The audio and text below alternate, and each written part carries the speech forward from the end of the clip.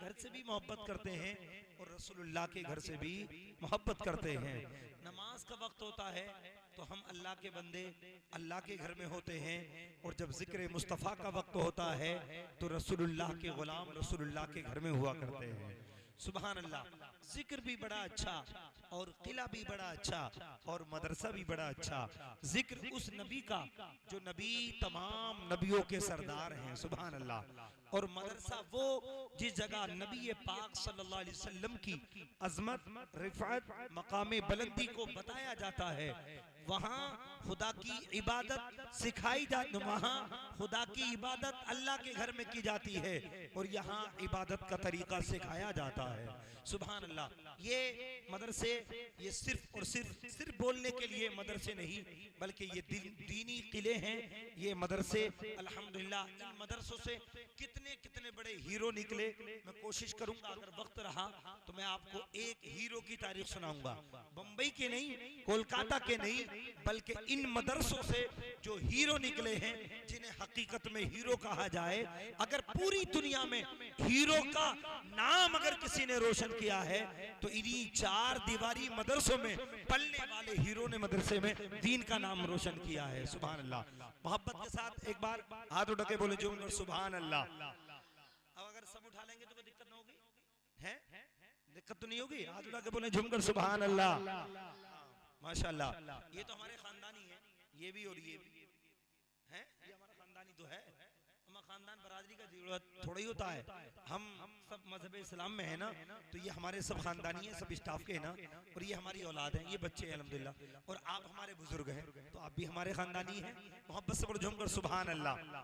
एक बात दुरूद पाक सुना दीजिए, अल्लाहुम्मा सल्ली अला सय्यिदिना व शफीना मौलाना मुहम्मद बारिक व सल्लिम सल्लु अलैहि सलातु व सलाम अलैका या नबी अल्लाह, सलातु व सलाम अलैका या हबीब अल्लाह व अला आलिका व अस्हाबिका या नूरुल्लाह। वक्त की किल्लत दामनगीर है, मगर मैं उसूल बरकत के लिए दो शेर कुरान पाक की तालीम के ताल्लुक से मैं पढ़ रहा हूँ। मोहब्बत से बोलो झुमकर सुभान अल्लाह। समझ में आ रहा नहीं? हाँ तो आपको बोले झुमकर सुभान अल्लाह। के खालिक़े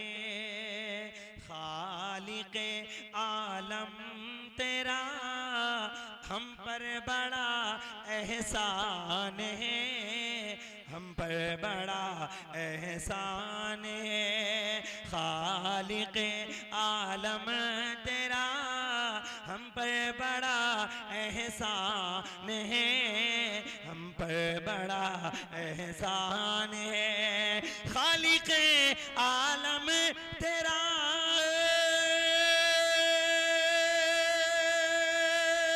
खालिक़े आलम तेरा हम पर बड़ा एहसान है। रहनुमा रहनुमाई के लिए हम पर तेरा कुरान है। वाह वाह वाह सुभान अल्लाह सुभान अल्लाह। कुरान रहनुमाई के लिए हम पे तेरा कुरान है, हम पे तेरा कुरान है। और अल्हम्दुलिल्लाह ये हमें खुशी का ये मौका है, यहाँ से लेके यहाँ तक अल्हम्दुलिल्लाह ये शहर संभल को अल्हम्दुलिल्लाह ऐसा रोशन और ऐसा ताबनाक बनाए हुए हैं कि अल्हम्दुलिल्लाह जब यहाँ से कहीं दूसरे स्टेट में जाना होता है ना, और जब ये निजामत के हुनर, नात है रिसालत के कमाल और तकरीरों के ये फन जब लोगों के सामने पेश करते हैं तो हमारे शहर संभल का नाम और उजागर हो जाता है। सुभान अल्लाह। और पहचान होती है, ये मुस्तफ़ा के गुलाम हैं अल्हम्दुलिल्लाह। अब मैं अगर इसी पे बोलता रहूं तो बहुत वक्त चाहिए, मगर सुनिए मोहब्बत से बोलूंगा सुभान अल्लाह। कि मौजज़ा मौजज़ा कुरान का देखो, गाँव गाँव शहर शहर, गाँव गाँव शहर शहर, मौजज़ा कुरान का देखो,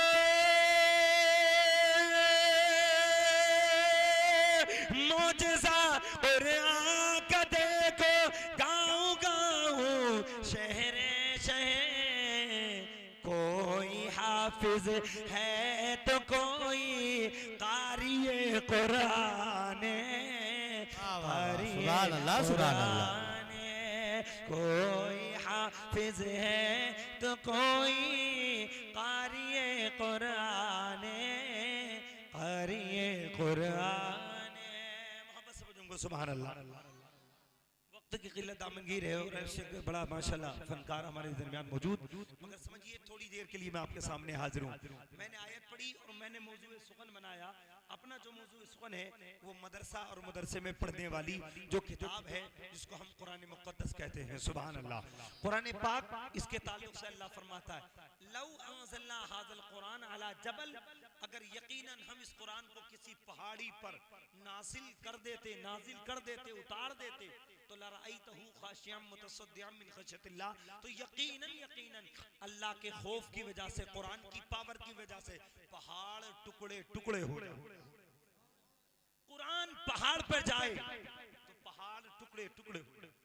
एक तवज्जो से मेरी गुफ्तगू सुनना, इंशाअल्लाह आपका ईमान ताज़ा हो जाएगा। मोहब्बत से बोलो सुभान अल्लाह। कुरान पारे 30, कुरान के पारे 30 पारे।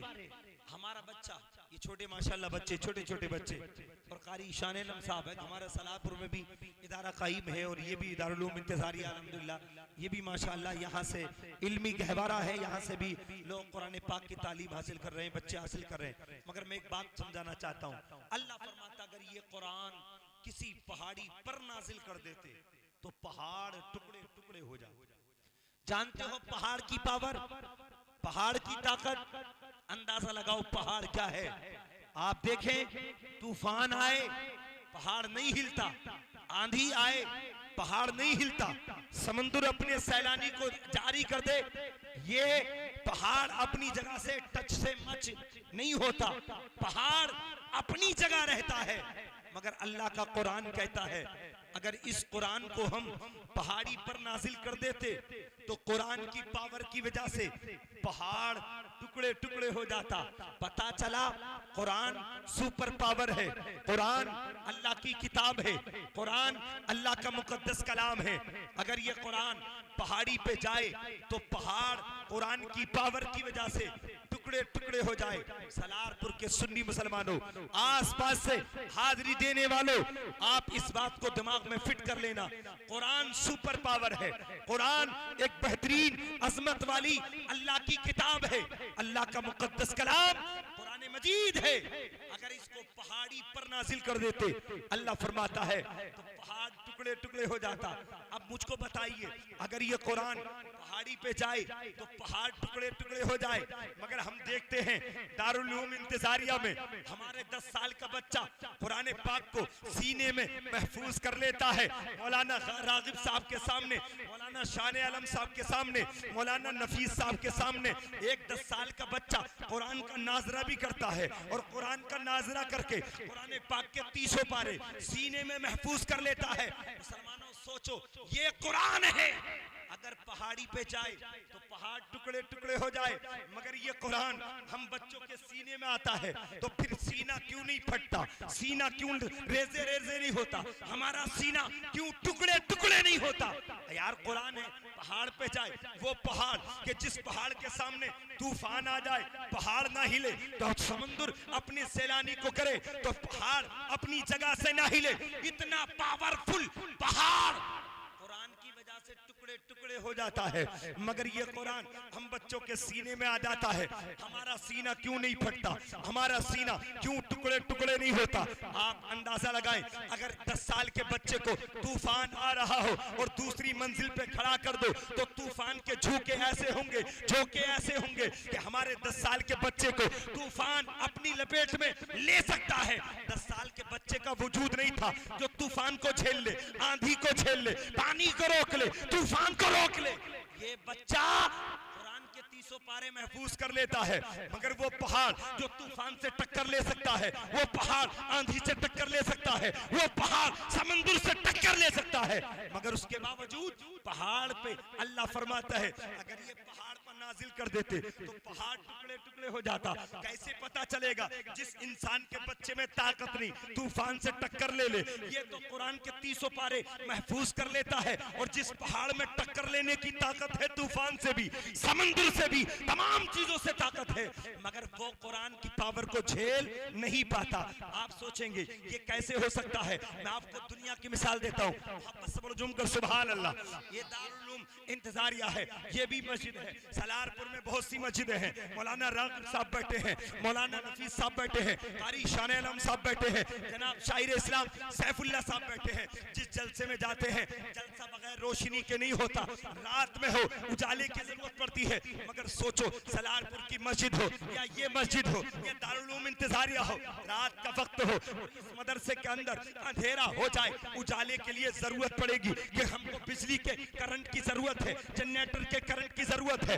हम उजाला करना चाहेंगे तो हम तार पर अपने मदरसे के तार टच करेंगे। जब अपने मदरसे की लाइन बाहर की लाइन से टच करेंगे, अगर हमने 36,000 की लाइन पर तार लगा दिए तो बोलो मस्जिद में रोशनी होगी?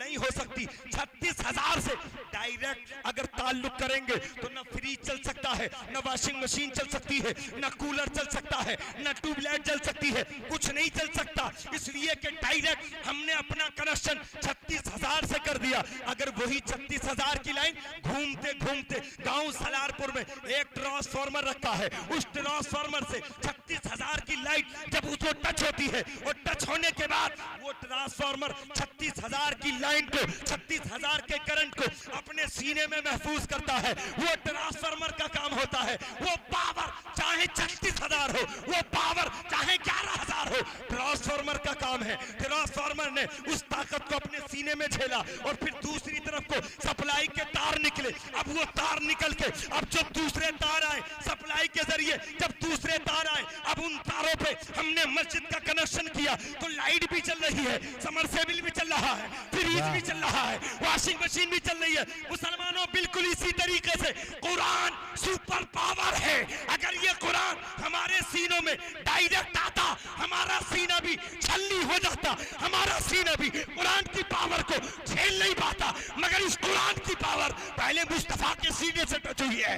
जो मुस्तफा मदीने में है, इस कुरान की पावर को मेरे मुस्तफा के सीने में अल्लाह ने सप्लाई किया और फिर मुस्तफा ने इस कुरान की पावर को सिद्दीक़ अकबर की तरफ सप्लाई किया, उमर की तरफ सप्लाई किया, उस्मान की तरफ सप्लाई किया, मौलाना अली की तरफ सप्लाई किया, सहाबा ने, ताबईन की तरफ, ताबईन ने, तबे ताबईन की तरफ और तमाम ताबईन ने औलियाए कामिलीन की तरफ और औलियाए कामिलीन ने उलमा की तरफ से। वाह वाह बेशक। नारे तकबीर, नारे रिसालत, नारे हैदरिया, नारे हैदरी, दारुल कादिया इंतजारिया। सुभान अल्लाह, सुभान अल्लाह। कुरान सुपर पावर है, डायरेक्ट आता, पहाड़ भी रेसे रेसे, हमारा सीना भी छल्ली हो जाता।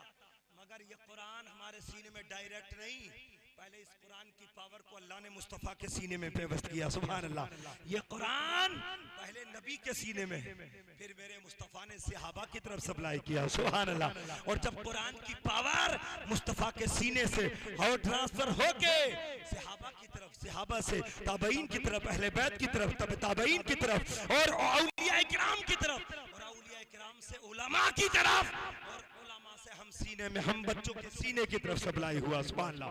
यही वजह है हमारा सीना छल्ली नहीं हो पाता। मुसलमानों, जब कुरान मुकद्दस किताब है, कुरान अल्लाह का बेहतरीन कलाम है, तो जो कुरान से टच हो जाता है फिर वो दुनिया की नजर में जलील नहीं होता, वो दुनिया की नजर में इमाम बन जाता।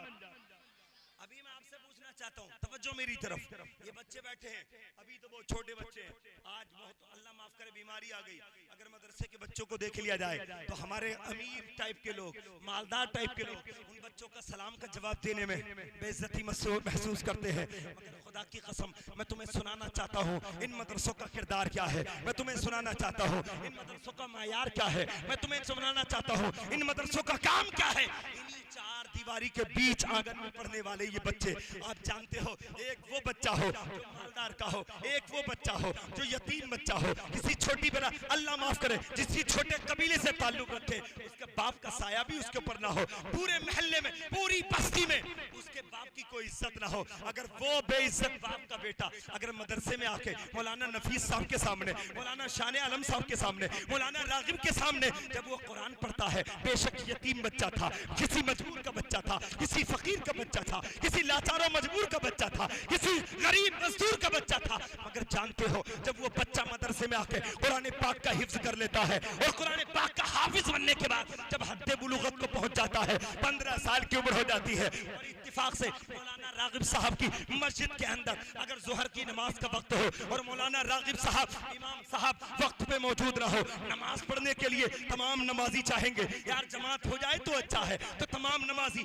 एक दूसरे के चेहरे को देखेंगे, यार नमाज कौन पढ़ाएगा। अब वही गरीब का बच्चा, वही मजदूर का बच्चा जिसका तुम सलाम का जवाब देने में बेइज्जती महसूस करते थे, जब वो गरीब का बच्चा मस्जिद में आएगा, वुजू करेगा, तो अमीर साहब भी यही कहेंगे, हाफिज साहब वुजू कर लो, हम तुम्हारे पीछे नमाज पढ़ेंगे। सुभान अल्लाह।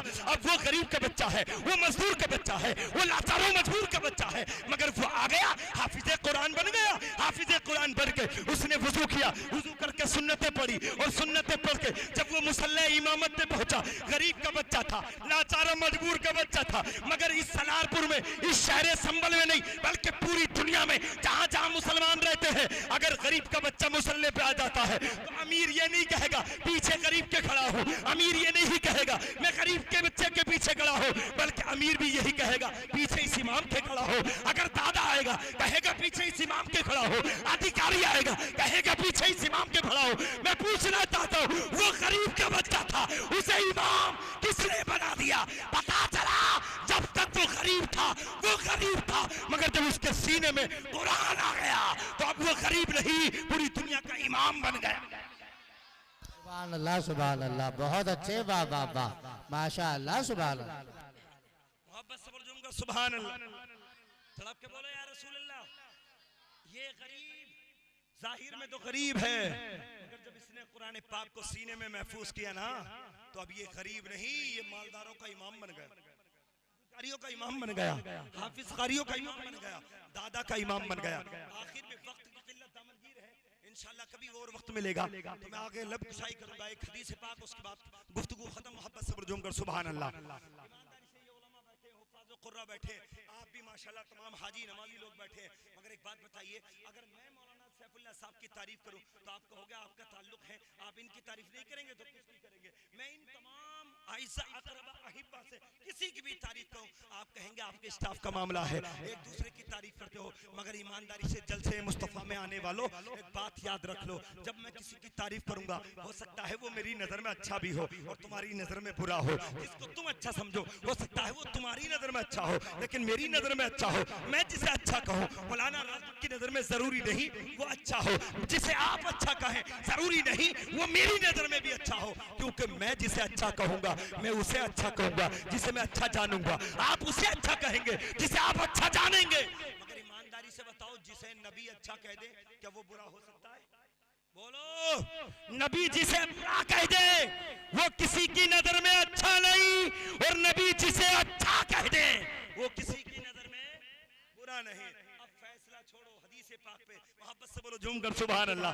हमने देखा नमाजी बड़ा अच्छा है, हमने कहा हाजी बड़ा अच्छा है, हमने कहा रोजादार बड़ा अच्छा है, हमने कहा ये तमाम लोग बड़े अच्छे, हमने कहा जो गरीबों को ख्याल कर ले वो बड़ा अच्छा है, हमने कहा नंगों को कपड़ा पहना दे वो बड़ा अच्छा है, हमने कहा भूखों को खाना खिला दे वो बड़ा अच्छा है, हमने कहा किसी की मदद कर दे वो बड़ा अच्छा है। मगर सुन्नियों, नबी के नाम पे मालो कुर्बान और जान कुर्बान करने वालों, नबी से पूछो या रसूल अल्लाह आपकी नजर में कौन अच्छा है? नबी फरमाएंगे खैरुकुम मन तअल्लमल कुरान व अल्लमा। नबी फरमाते मेरे सहाबा तुम में सबसे बेहतरी वो है जो कुरान पढ़ता भी हो दूसरों को कुरान पढ़ाता। अच्छा है जो कुरान पढ़ता भी हो और दूसरों को कुरान पढ़ाता भी हो। यार अगर हमें वाकई नबी से मोहब्बत है ना, तो नबी के मदरसे में पढ़ने वाले बच्चों से भी मोहब्बत होनी चाहिए। इसलिए कि मुस्तफ़ा का फरमान है, तुम्हारी नज़र में वो अच्छा जिसे तुम जानो, हमारी नज़र में वो अच्छा जिसे हम जाने। मगर मुस्तफ़ा कहते हैं मेरी नज़र में वो अच्छा है जो कुरान पढ़ता भी हो और दूसरों को कुरान पढ़ाता भी हो। सुभान अल्लाह, वो अच्छा है कुरान पढ़ने वाला। काश हाजी इंतजार साहब ने कितना अच्छा काम किया, कितना अच्छा काम किया कि अल्हम्दुलिल्लाह एक मदरसा कायम कर दिया, ये दीनी किला खड़ा कर दिया। इस मदरसे से जब तक ये मदरसा जारी और सारी रहेगा, इस मदरसे से कुरान का फैजान आम रहेगा। सुभान अल्लाह। और जब तक इस मदरसे से कुरान की तालीम जारी रहेगी, अल्हम्दुलिल्लाह हाजी इंतजार साहब को भी उनकी तमाम औलाद को इसका फैज मिलता रहेगा। सुभान अल्लाह। मुझे खुशी ही मौलाना नफीस साहब, कारी शान आलम साहब और दिगर तमाम इस्लामी भाई इस मदरसे की रेख देख में बहुत अच्छा अहम किरदार अदा करते हैं। अल्लाह रब्बुल इज्जत की बारगाह में दुआ है कभी और वक्त मिलेगा इंशाअल्लाह आगे की करूंगा। अब वक्त की किल्लत दामनगीर है, नमाज असर का वक्त होने वाला है। अल्लाह की बारगाह में दुआ करता हूँ मौला मेरे बोलने में, आपके सुनने में जो कसदन से गलती हो हुजूर के सदक़े में मुआफ़ फरमाए। आमीन। वाखिर दावाना अल्हम्दुलिल्लाह।